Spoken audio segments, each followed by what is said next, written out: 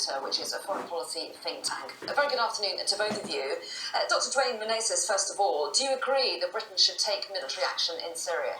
Absolutely. We're dealing with one of the worst, the most barbaric terrorist groups in modern history. And they're not just operating in Iraq and Syria, they're also operating through offshoots and allies across North Africa, across the Middle East, and through foreign fighters and through others in this country against us in the UK, against our allies, France. We've just seen there have been attacks in Mali and Tunisia and Turkey, and a Russian plane bombed in Sinai. I don't think this is a problem that deals just with that's limited to Iraq and Syria. It's very much a threat to international peace and security and a threat to us here in the UK, and it is important that the UK does something about it. Lindsay Graham, what do you make of that? A threat to international peace and security, and Britain should act? Well, I think ISIS is a real threat, but I think we should be aware that bombing has already been going on in Syria, carried out by the US and other forces for the last year. ISIS has remained as strong, if not grown, in that time, so the bombing isn't solving the problem.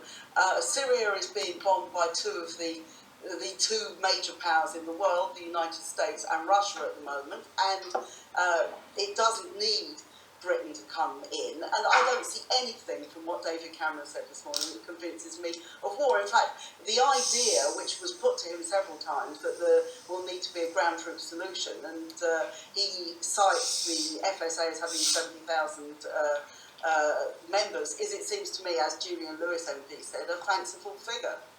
OK, well, let's put those points to Dr. Dwayne Menezes. So what do you make of that? What practical difference would Britain make when there are so many forces already attacking Syria? And what about this question of ground troops? Do you think that David Cameron has answered that sufficiently? What about these 70,000 that he's identified? Well, I think so. Point one, in relation to, say ground troops, we do have moderate forces that are not allied with Assad or with ISIS. I think this entire sort of propaganda Assad wants you to believe that we have to choose between Assad and ISIS is first incorrect. As Cameron has rightly pointed out, there are 70,000 who aren't allied with Assad or ISIS. But also, when you look at forces like the Syrian Democratic Forces, that is an alliance that brings together Kurds and Assyrians and Arabs and various groups. It's a cross-sectarian alliance. And a group like this deserves sort of American ammunition. We must explore the possibilities of arming them or supporting them with airstrikes so they can liberate parts of Syria held by ISIS. They've done a great job. Between the 13th of October and I think the 12th of November, they have liberated about 1,362 square kilometres of territory from ISIS in the north of Syria. So I do think there is a great amount of progress that can be made using a combination of regional ground forces and UK airstrikes. OK, Lindsay Graham, I'll just let you come back on that point. Do you feel that Dr. Menezes has sufficiently answered your questions about it? Not in the slightest. There hasn't been any argument by why Britain should be involved, and everybody knows the airstrikes are not working.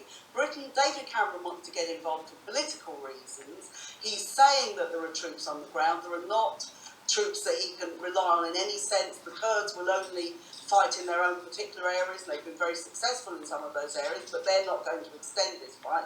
And the truth is, this is the situation where there will be mission creep, where there will be more of a threat of terrorism and more of a threat of war, and that's why I oppose it. What about the risk of mission creep, then, Dwayne? Well, there was a very good case for there to be ground forces used even by the West. I think Cameron has ruled that out for now.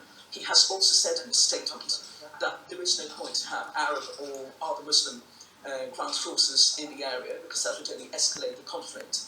I think our approach is correct. We need to use airstrikes to contain the advance of ISIS and to sort of prevent and to degrade their capabilities. But also we need to equip and to support existing ground forces like the Kurds and like the other opposition forces we mentioned to carry out their tasks. And as for the question as why the UK should be involved, the UK has military capabilities that even our allies don't have, and foes certainly don't.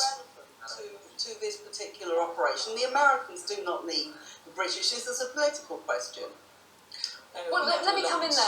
there. Lindsay German, let me just come in on that issue of a political question. Some people are framing it as saying that it's a moral question. They say that even if Britain doesn't make a difference militarily, and the Prime Minister would argue that they would, but there is a moral issue as well, that Britain shouldn't stand by while IS gains in strength in Syria and continues to kill and behead and carry out its barbaric acts there.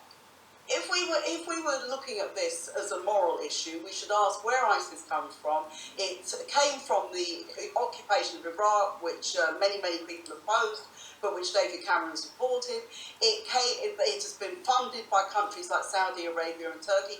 These are the questions that we need to look at. Okay, a quick word then from you, Dr. Menezes. Yes, my concern is in the midst of Nazi Germany, so in the midst of the Nazis occupying Germany, or what was happening in Rwanda, if we paused in the middle of the crisis to discuss the colonial origins, but if we have to discuss about the origins and the history of the conflict, while the people dying as we speak, no, this is not responsible. The morally responsible approach would be for us to explore how Britain intervenes, how do we stand by our allies. There are British people who've been victims of ISIS's operations. There are British people who've been fighting as foreign fighters. There are British people who've been held hostage. This is not a problem far away from home. We've had 7 threats in the UK that have been inspired by ISIS. And the wars have made terrorism worse, that is the truth. That is a different subject that needs to be discussed, indeed, but not at the moment. What do you do? Are you happy? Well, what do you mean it doesn't need to be discussed at the moment? What time, other than when you're talking about going to war, should you be discussing this question? This is at the moment our key priority. No, it is absolutely important. The key priority must be how do we intervene and how do we make sure we get the intervention right? How do we support our allies? How do we support our allies on the field? How do we protect? This has been going on tens of for 14 thousands of Muslims, years, and we have made the situation worse. the Christians, all of whom suffer every day with the most atrocious, barbarities committed by ISIS. It would be morally irresponsible for us to look away from the crisis in Iraq and Syria at the moment. Okay, it's an issue that I'm sure will be revisited many times over the next few weeks, but Lindsay German and Dr. Dwayne Menezes, we really appreciate your time this afternoon to discuss some of the issues. Thank you. Thank you very much. Thank you.